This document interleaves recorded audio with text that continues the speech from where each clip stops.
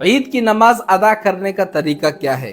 انشاءاللہ آج میں آپ کو پریکٹیکل طور پر بتاؤں گا کہ عید کی نماز کس طرح ادا کی جاتی ہے۔ آپ دیکھیں نا، بہت سارے لوگ ہیں ان کو عید کی نماز پڑھنا نہیں آتا۔ جب مسجد چلے جاتے ہیں عید کی نماز پڑھنے کے لیے، دائیں والے کو دیکھتے ہیں، بائیں والے کو دیکھتے ہیں، وہ بھی غلط نماز پڑھ رہا ہوتا ہے، بائیں والا بھی غلط نماز پڑھ رہا ہوتا ہے۔ لیکن آج میں آپ کو پریکٹیکل طور پر بالکل آسان طریقے سے بتاؤں گا کہ عید کی نماز کس طرح ادا کی جاتی ہے۔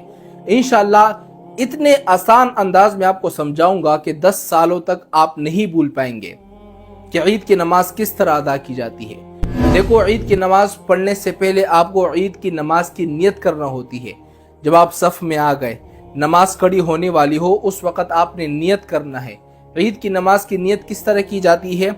نیت کرتا ہوں میں 2 رکعت نماز واجب عید الفطر کی 6 زائد تکبیروں کے ساتھ، واسطے اللہ تعالیٰ کے، رخ میرا خانہ کعبہ شریف کی طرف، پیچھے اس امام کے، اللہ اکبر۔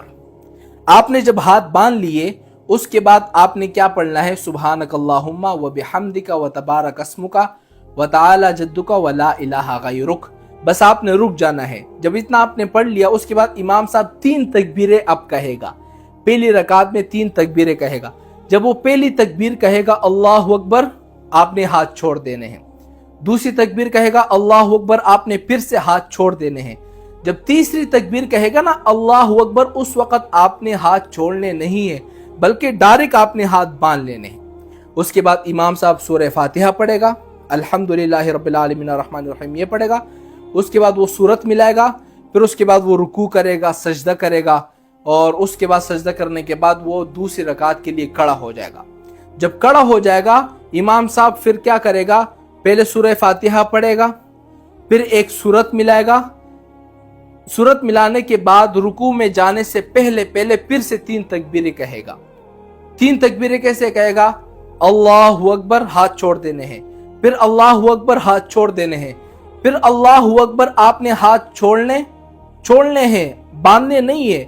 پہلے یہ رکعت میں تو آپ نے تیسری تکبیر میں ہاتھ باندھ لی تھی نا، لیکن دوسری رکعت میں تیسری تکبیر میں آپ نے ہاتھ باندھے نہیں ہے، بلکہ چھوڑ دینے ہیں۔ جب چھوڑنے کے بعد امام صاحب پھر اللہ اکبر کہے گا، تو آپ نے رکوع میں چلے جانا ہے۔ ہاتھ باندھنے نہیں ہے، بس ہاتھ چھوڑ دینے ہیں، رکوع میں ڈائریکٹ چلے جانے ہیں۔ پھر اس کے بعد رکوع، سجدہ، پھر سلام۔ امید کرتا ہوں کہ آپ کو عید کی نماز ادا کرنے کا طریقہ آ گیا ہوگا۔